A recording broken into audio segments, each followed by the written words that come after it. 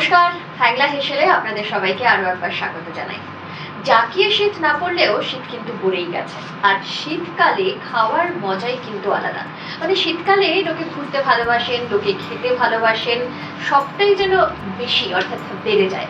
গরমকালে যেগুলো করতে একদম ভালো লাগে না, শীতকালে সেই সব কাজ করতে ভালো লাগে। আর খাওয়া তো কথাই নেই, বাঙালি মাত্রই খেতে ভালোবাসে, আর শীতকাল হলে তো আরো খানিকটা বেশি।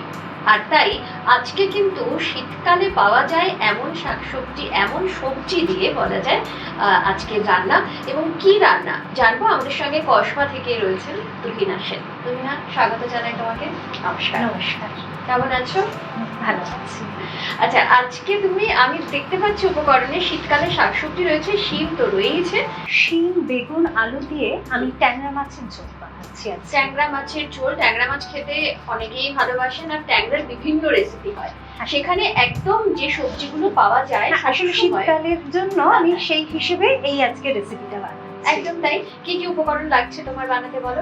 বেগুন, শিম, আলু, টমেটো কুচি, ট্যাংরা মাছ তো আছেই, লঙ্কা গুঁড়ো, হলুদ গুঁড়ো, জিরে বাটা, ধনে পাতা, কাঁচা লঙ্কা, আদা বাটা, কালো জিরে, নুন আর একটু কাশ্মীরি লঙ্কা। আচ্ছা, কাশ্মীরি লঙ্কা গুঁড়ো দিচ্ছ, এমনি লঙ্কার গুঁড়ো দিচ্ছ, আর এটাতে বোধহয় শুকনো লঙ্কা। এবং যেটা ট্যাংরা মাছের ঝোল যেটা হয় সেটা তো কালো জিরে লাগেই, আর সবজিগুলো তো রয়েছে, কারণ সবজি দিয়ে ট্যাংরা মাছের ঝোল। তো আমরা শুরু করি। তুমি রান্নাটা কোন তেলে করবে? আমি অবশ্যই সর্ষের তেলে করবে। আচ্ছা, অনেকেই কিন্তু সর্ষের তেল পছন্দ করেন না, যদিও মাছ পরে সর্ষের তেলে করলে স্বাদ ভালো হয়, কিন্তু কেউ যদি চান সেটা সাদা তেলে করতে পারেন। করতে পারেন, কিন্তু টেস্টের একটু অবশ্যই ফারাক তো আসবে। একদম। তাহলে শুরু করি আমরা আজকে রান্না।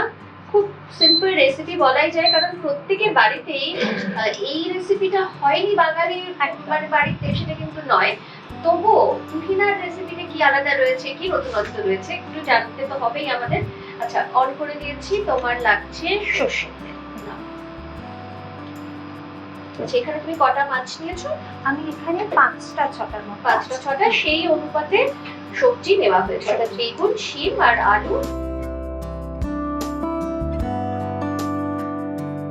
আচ্ছা, এই মাছটাতে আমি নুন, হলুদ আর একটু সামান্য সর্ষের তেল দিয়ে মেখে। কতক্ষণ মেখে রাখতে হবে? কোনো সময় আছে? সেরকম কিছু না, আমি জাস্ট মেখে রেখে। আচ্ছা, এবার আমি মাছের লিডটা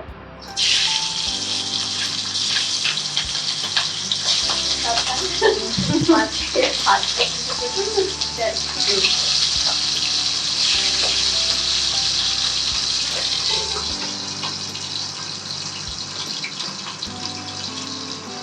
এই রান্নাটা তো মানে নতুনত্ব বলতে কি সবজি দিচ্ছেন সেটা দিয়ে অনেকে বড়ি দেয় এই সময়, তো যে যেটা আরো সবজি দিতে চায় সেটা দিয়ে দিতে চায়, সেটা দিয়ে করতে পারে। তবে ট্যাংরা মাছের মানে খুব টেস্ট আছে, তো টেস্টি মাছ বলে, যে কোনো ভাবেই রান্না করার মধ্যে ট্যাংরা মাছ খেতে কিন্তু ভালো লাগে।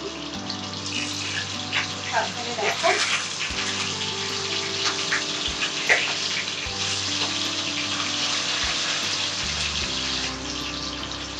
খুব কড়া করে ভাজছি না, একদম নেই, হালকা হালকা ভাজছি।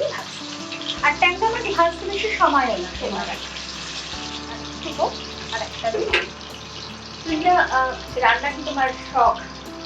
হ্যাঁ, আসলে আমি সঙ্গীত শিল্পী, তার সাথে সাথে রান্নাটা যখনই সুযোগ পাই তখনই আমি করে থাকি। আচ্ছা আচ্ছা, কি কি ধরনের গান গাও তুমি?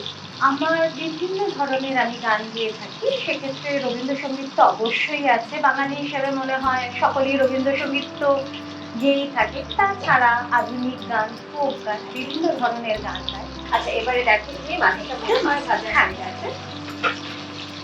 মাছটাকে খুব বেশি নয়, কড়া করে নয়, হালকা একটু ভেজে নিতে হবে।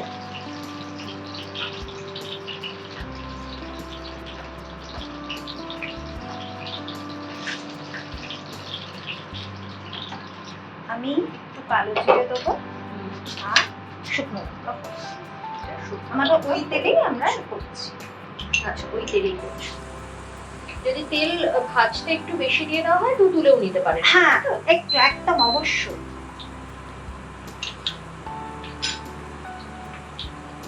এগুলো তো আর বর্ডার নেই যে কতটা কালো জিরে, সেটা প্রয়োজন মতো সকলেই মোটামুটি জানেন।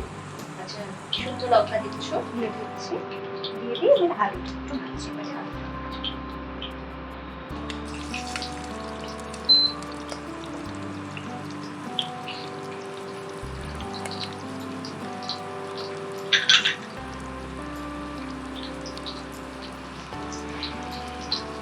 আলুটা একটু ভাজা হোক, আমার আরেকটু লাগবে, আলুটাকে একটু সেদ্ধ করতে লাগবে, তো আমার একটু ঢাকা দিয়ে দিয়ে করলে রান্নাগুলো অনেক ভালো খেতে হয়। আলুটা কি ভাজা হয়ে গেছে? হ্যাঁ, একবার দেখে নাও। মোটামুটি ভাজা হয়েছে, এবার আমি একটু শিমটা দিয়ে বেরিয়ে নেবো, জাস্ট নাড়াচাড়া করে নেবো।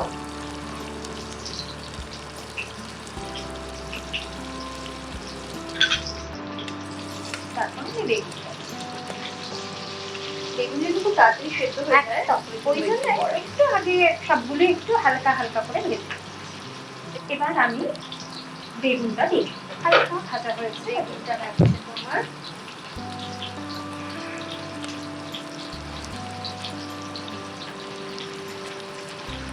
অল্প নুন, যাতে অল্প একটু নুন দেবো, পরে আবার লাগবে, যে পরিমাণের জন্য একটু।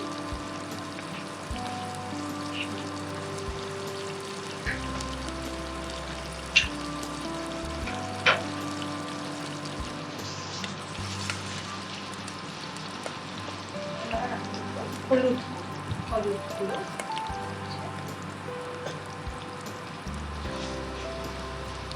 আমি একটু টমেটো কুচি দিচ্ছি। এখানে কটা টমেটো নিয়েছো? টমেটো এটা আছে একটু বড় টমেটোই, একটাই টমেটো আছে, কিন্তু আমি অতটা দেবো না, আমি যতটা পরিমাণ লাগবে আমি ততটা।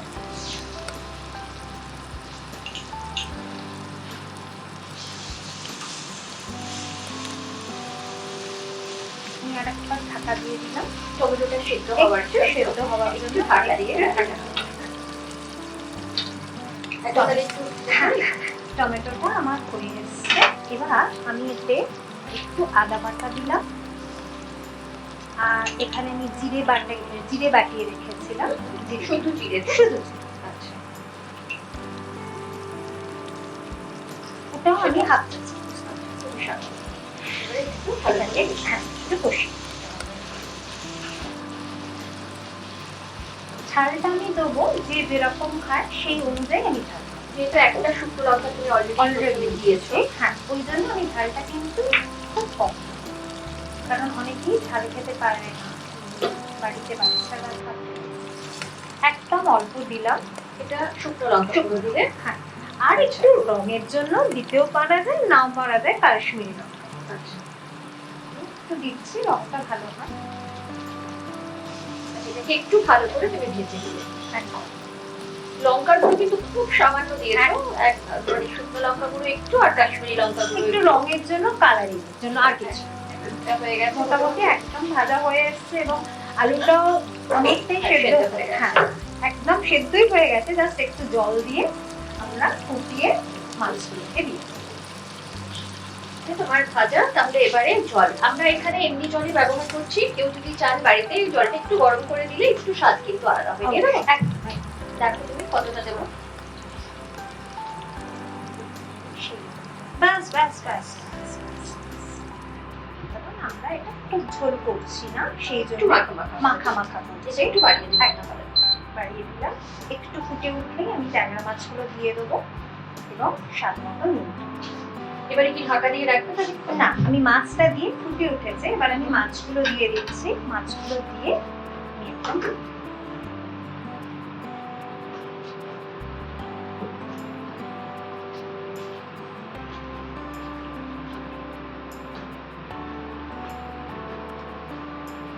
মাছগুলো দেওয়া হয়ে গেল।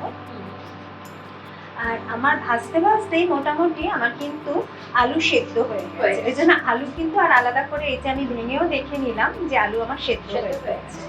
আমার আলাদা করে আর আলু সেদ্ধ করবার জন্য দরকার নেই, তাও শুধু আমি একটু ঢাকা দিয়ে মিনিট 5 রাখলে কিন্তু তৈরি হয়ে যাবে ট্যাংরা মাছের ঝোল। এবং সেটা অবশ্যই বেগুন, শিম আর আলু, শিম একদম শীতের সবজি দিয়ে। হ্যাঁ, এবারে তুমি ঢাকা দিয়ে দিচ্ছ, একটু কম আঁচ করে আমি আসলে এই সময়টা এই যে দেওয়া হয় এটার মধ্যে মানে মাছের মধ্যে মাছটা তো ভাজা থাকে, মাছের মধ্যে এই যে ঝোলটা বেশ মশলাটা ঢুকতে সময় লাগে, সেই জন্যই ঢাকাটা দিয়ে রাখা হয়। একদম খানিকটা সময় অর্থাৎ মিনিট 5 একটু আমরা ঢাকা দিয়ে রাখি, তারপরেই কিন্তু তৈরি হয়ে যাচ্ছে। যদিও আরো দুটো উপকরণ দেওয়া বাকি থেকে যাবে, সেটা হলো কাঁচা লঙ্কা আর ধনে পাতা, সেটা একদম শেষে তুমি দেবে। তো খানিকটা সময় দেওয়া যাতে মাছের ঝোলটা পুরোপুরি রেডি হয়ে যায়। 5 মিনিট তো হয়ে গেছে, এবারে বোধহয় আমাদের রেডিও হয়ে গেল। একদম রেডি হয়ে গেছে। এবার আমি একটু ধনে পাতা দিয়ে দেবো। আচ্ছা, একটু ধনে পাতা দিয়ে নিই, একটু কম করে দিই। একদম উপর থেকে ধনে পাতা দিলে অর্থাৎ তৈরি হয়ে গেল ট্যাংরা মাছের ঝোল বেগুন, শিম আর আলু দিয়ে। তৈরি আজকে আমাদের ট্যাংরা মাছের ঝোল। ট্যাংরা মাছের ঝোল অনেকে অনেক রকম ভাবে বাড়িতে খান। Thank you so much Tuhina এই রেসিপিটা আমাদের দর্শকদের উপহার দেওয়ার জন্য। রেসিপিটা অনেকেই হয়তো বাড়িতে জানেন, কিন্তু আবারও একটু ঝালিয়ে নেওয়া। মাঝে মাঝে হয় না যে যেটা জানি তবুও যদি একটু আরেকবার দেখে নিই মনে হয় যে ওই উপকরণটা একটু দিলে বোধহয় ভালো হতো, সেগুলো একটু মনে পড়ে যায়। যারা রান্না করেন তারা তো জানেন, তবুও সবটাই জানেন। তবুও যদি শীতকালে মনে হয় বা ইচ্ছে করে ট্যাংরা মাছের ঝোল খাবেন শিম, বেগুন আর আলু দিয়ে, তাহলে এই রেসিপিটা অবশ্যই ট্রাই করবেন। অনেক ধন্যবাদ তুহিনা তোমাকে, এবং নিশ্চয়ই আগামী দিনে আরো অন্য কোনো রেসিপি নিয়ে আবারও আড্ডা হবে, গল্প হবে তোমার সঙ্গে। খুব ভালো থেকো ততক্ষণ। অনেক ধন্যবাদ হ্যাংলা হেসেলকে, এতক্ষণ তোমার সাথে সময় কাটালাম, ভীষণ ভালো লাগলো। অনেক আমাদেরও খুব ভালো লাগলো।